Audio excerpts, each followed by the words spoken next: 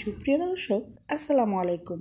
গাজর দিয়ে এত দারুণ মজার একটি রেসিপি তৈরি করা যায়, না খেলে বুঝতেই পারবেন না। গাজরের রেসিপি বাসায় যদি একবার বানিয়ে নেন, আশা করি সবাই চেটেপুটে খেয়ে ফেলবে। সো চলুন দেখে নেওয়া যাক আমার আজকের রেসিপি। এর জন্য আমি পোলাওর চাল পানি দিয়ে চুলায় বসিয়ে দিয়েছি। তারপর এখানে একটু দিয়ে দিচ্ছি ফুড কালার। চাউলটাকে আমি খুব ভালো করে সিদ্ধ করে নিব।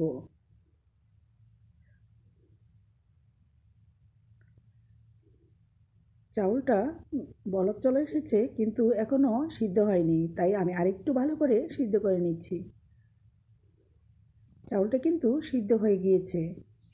এখন আমি পানিটা ছেঁকে নিচ্ছি।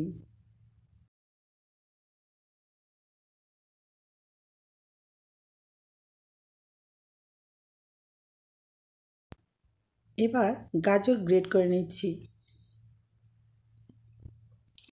গাজর গ্রেট করা হওয়ার পর চুলায় একটি প্যান বসিয়ে তাতে দিয়ে দিলাম ঘি।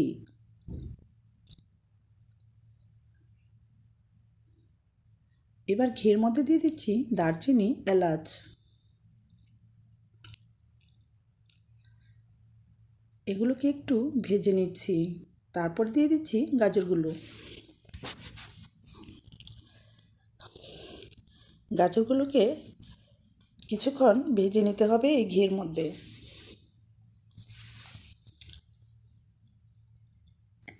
গাজরগুলোকে কিছুক্ষণ ভেজে নেওয়ার পর দিয়ে দিচ্ছি দুধ।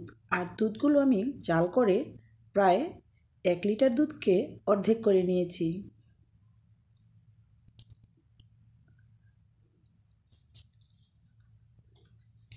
দিয়ে দিচ্ছি স্বাদ মতো লবণ। মিষ্টি জাতীয় খাবারে একটু লবণ দিলে টেস্ট বেড়ে যায়। দিয়ে দিচ্ছি কিশমিশ এবং মুরব্বা।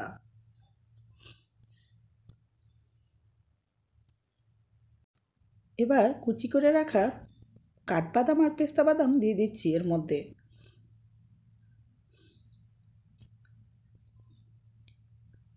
ভালো করে নেড়েচেড়ে মিশিয়ে নিচ্ছি বাদামগুলো। দিয়ে দিচ্ছি এবার চাউলটা, যেটা সিদ্ধ করে রেখেছিলাম।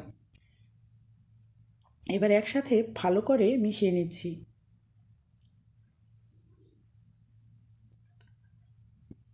এবার দিয়ে দিচ্ছি চিনি। চিনি আপনার স্বাদ মতো আপনি দিয়ে নেবেন, যে যেমন মিষ্টি খেতে পছন্দ করেন। দিয়ে দিচ্ছি ছানা।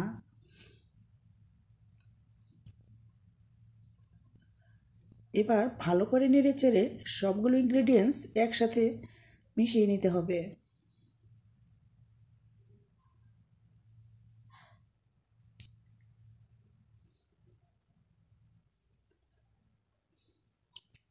এই রেসিপিটি কিন্তু খেতে অসাধারণ।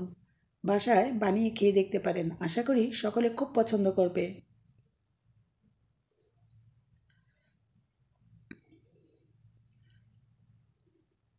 এবার দিয়ে দিচ্ছি চেরি ফল,